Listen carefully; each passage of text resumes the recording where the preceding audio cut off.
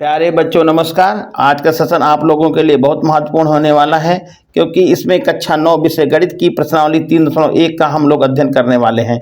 तो पहला प्रश्न देखिए, एक अन्य व्यक्ति को अपने अध्ययन मेज पर रखे टेबल लैंप की स्थिति को किस प्रकार बतलाएंगे। तो जैसे मान लीजिए कि ये मेज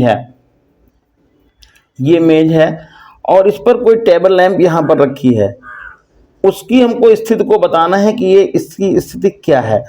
तो देखिए यहाँ पर हम सबसे पहले मेज में दो भुजाएं से लंबाई और चौड़ाई होती है, तो उसी के अकॉर्डिंग हमने यहाँ पर ये अक्ष मान लिया, ये अक्ष हमने खींचा,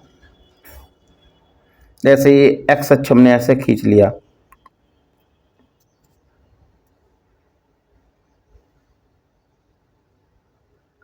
ये एक्स अक्ष हो गया, इसको एक्स अक्ष मान लिया, और ये अक्ष एक दूसरा खींच लिया है जिसको वाई अक्ष कह दिया। ये एक्स अक्ष हो गया और ये वाई अक्ष हो गया। इन दोनों का कटान बिंदु क्या हो गया? 0,0 हो गया, जिसको हम मूल बिंदु कहते हैं। और टेबल लैंप की स्थिति जैसे यहाँ पर हम दिखा रहे हैं, टेबल लैंप कोई यहाँ है ये सी स्थिति में। अब इसकी स्थिति कैसे बताएंगे? तो जैसा कि आपको मालूम है, निर्देशांक ज्यामिति में पहले हम एक्स अक्ष पे की दूरी को लिखते हैं, फिर वाई अक्ष की दूरी को पर लिखते हैं। तो जैसे यहाँ पर आप देखें तो एक्स अक्ष से यहाँ की दूरी को यदि हम मान लें, यहाँ पर इसका निर्देशांक हमने एक्स कमा वाई मान लिया है, ऐसा लिख लिया। तो यदि एक्स अक्ष की दूरी, एक्स अक्ष से इस बिंदु की दूरी एक्स है तो आपने यहाँ पर एक्स लिख लिया, और वाई अक्ष से इसकी दूरी कितनी है? वाई है, तो आपने वाई मान लिया। तो इसकी जो स्थिति हो गई वो एक्स कमा वाई हो गई, एक्स कमा वाई। अब यदि यहाँ पर हम एक्स का कुछ मान लिख लें, जैसे मान लें 15 सेंटीमीटर लिख देते हैं, तो एक्स का मान यदि 15 लिख देते हैं, तो और वाई की वैल्यू यदि यहाँ पर लिख देते हैं हम 10 सेंटीमीटर, तो इसकी जो सिचुएशन हो जाएगी वो क्या होगी? टेबल लैंप की 15,10। अब यदि इसको हम इस तरह से भी मान सकते हैं, क्योंकि ये जो x और y है ये तो हमने माना है। अब इसको यदि हम y कह दें, इसको हम y मान लें और इसको मान लें x, तो यही स्थिति बदल जाएगी, क्योंकि अब हम कैसे पढ़ेंगे? x अक्ष से पढ़ेंगे। तो x अक्ष की स्थिति अब कितनी हो जाएगी? ये x अक्ष से दूरी कितनी थी पहले, ये y अक्ष से दूरी जो थी वही x अक्ष से दूरी हो जाएगी। तो ये हो जाएगा x बराबर 10 और y बराबर हो जाएगा 15। तब इसकी स्थिति बन जाएगी आपकी ये x कमा वाई यानी कि 15,10। और ये जो है दो स्थितियां आपको टेबल लैंप की मालूम हो गई कि ये जो है इस तरह से टेबल लैंप की स्थिति को हम ऐसे लिख सकते हैं। और जैसे यहाँ पर एक्स वाई है, तो अगली लाइन में जैसे यहाँ पर इसको इस कंडीशन में लिखना चाहेंगे तो वाई और एक्स हो जाएगा, लेकिन वाई की वैल्यू कितनी हो जाएगी? यहाँ पर 10 होगी और एक्स की वैल्यू हो जाएगी 15। अब दूसरा क्वेश्चन देखिए, दूसरा क्वेश्चन है, एक सड़क योजना, एक नगर में दो मुख्य सड़कें हैं जो नगर के केंद्र पर मिलती हैं। ये दो सड़कें उत्तर दक्षिण की दिशा और पूर्व पश्चिम की दिशा में हैं। नगर की अन्य सड़कें भी इन मुख्य सड़कों के समांतर परस्पर 200 मीटर की दूरी पर हैं। प्रत्येक सड़क दिशा में 5 सड़कें हैं, प्रत्येक दिशा में 5 सड़कें हैं, और यहाँ पर एक पैमाना लिखा गया 1 सेंटीमीटर 200 मीटर के बराबर है। पैमाना लेकर के अपनी नोटबुक में नगर का एक मॉडल बनाइए। सड़कों को एकल रेखाओं से निरूपित कीजिए। आपके मॉडल में एक दूसरे को काटती हुई अनेक क्रॉस स्ट्रीट चौराहे हो सकती हैं। एक विशेष क्रॉस स्ट्रीट पर दो सड़कों से बनी है, जिनमें से एक उत्तर दक्षिण की दिशा में जाती है और दूसरी पूर्व पश्चिम की दिशा में। प्रत्येक क्रॉस स्ट्रीट का निर्देशन इस प्रकार किया जाता है कि यदि दूसरी सड़क उत्तर दक्षिण दिशा में जाती है और पांचवी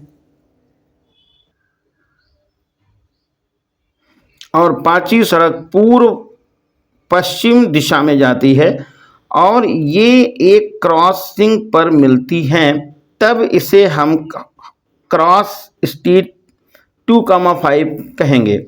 इसी परंपरा से यह ज्ञात कीजिए कि कितनी क्रॉस स्ट्रीटों को 4,3 माना जा सकता है और कितनी क्रॉस स्ट्रीटों को 3,4 माना जा सकता है।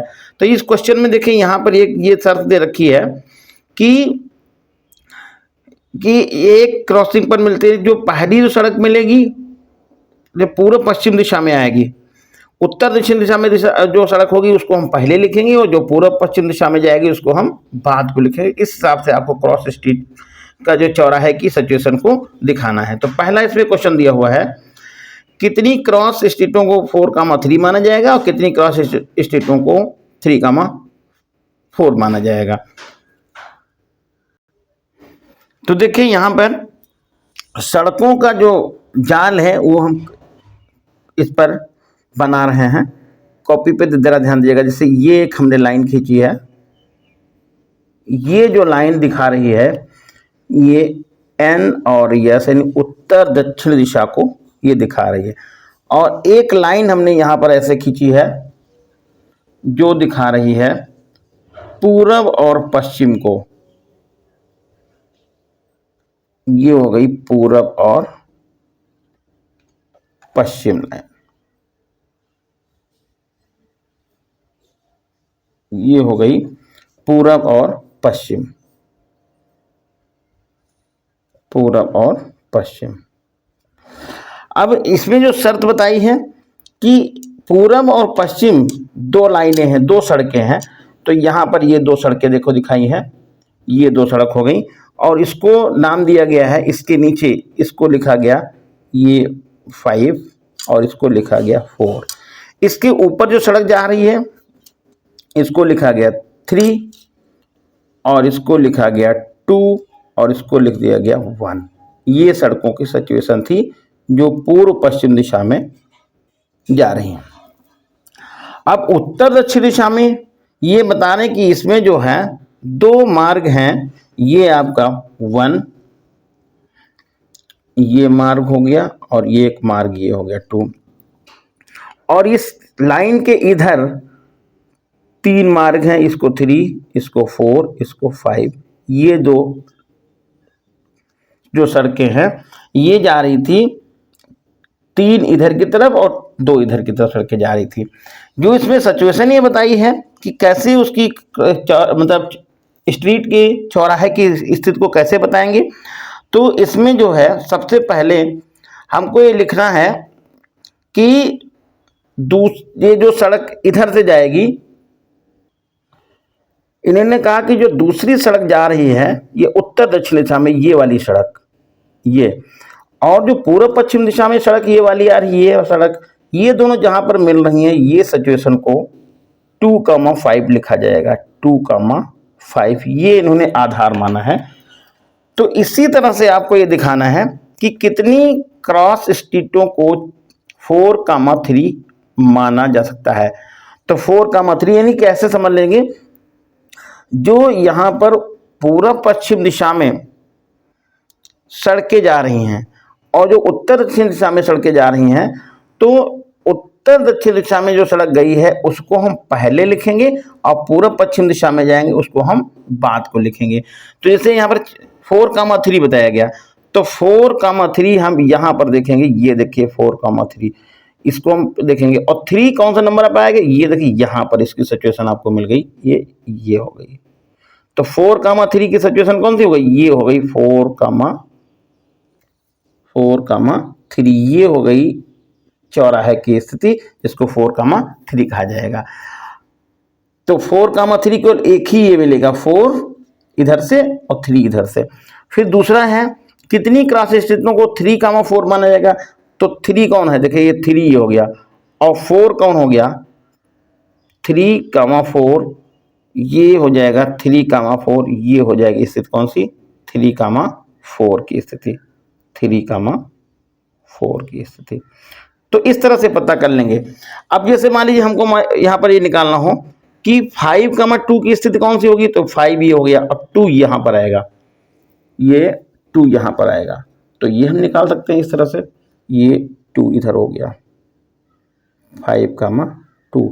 तो इसमें ध्यान ये रखना है, जो पूर्व पश्चिम दिशा में सड़क जा रही है उसको हम पहले लिखेंगे, उसके नंबर को पहले लिखेंगे, और जो उत्तर दक्षिण दिशा में सड़क जा रही है उसके नंबर को हम बाद को लिखेंगे। जैसे और यहाँ पर देखिए, हमको मान लीजिए यहाँ पर दिखाना है कि 1, 4 दिखाना है, उसकी सिचुएशन क्या होगी, तो 1 ये हो गई, देखिए ये, और 4 कौन सी आएगी, ये हो जाएगी, इसकी स्थिति कौन सी होगी, 1, 4, ये हो गया।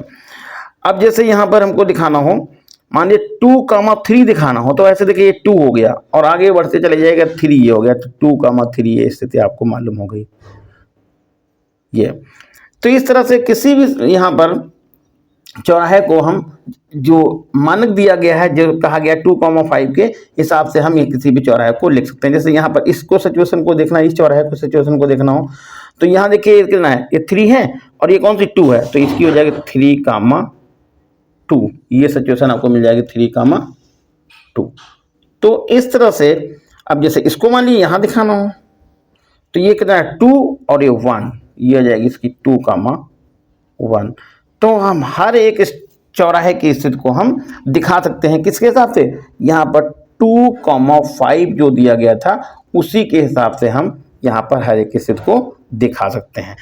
तो ये हमने इसमें की जो स्थितियां थी वो इसमें केवल 2 ही क्वेश्चन पूछे गए थे। आपको चाहे जितने भी यहाँ पर जो निकालने हुए चौराहे की स्थिति को यहाँ पर निकालना है, इसको लिखना है, तो आप लिख सकते हैं कितना 1, 3 ये स्थिति लिख सकते हैं। और आगे जैसे इसको हम लिखना है तो वही 1, 2 लिख सकते हैं, इसकी स्थिति को 1, 2 लिख दिया। तो इस प्रश्नावली में केवल 2 प्रश्न थे जिनको हमने हल करके बता दिया है। उम्मीद है आपको ये समझ में आ गए होंगे। प्लीज़ हमारे चैनल को सब्सक्राइब कीजिए और शेयर कीजिए, जिससे हमारा मनोबल और बढ़े और हम आपको नियमित रूप से क्रमबद्ध जो है आपको वीडियो प्रोवाइड करते रहें। धन्यवाद।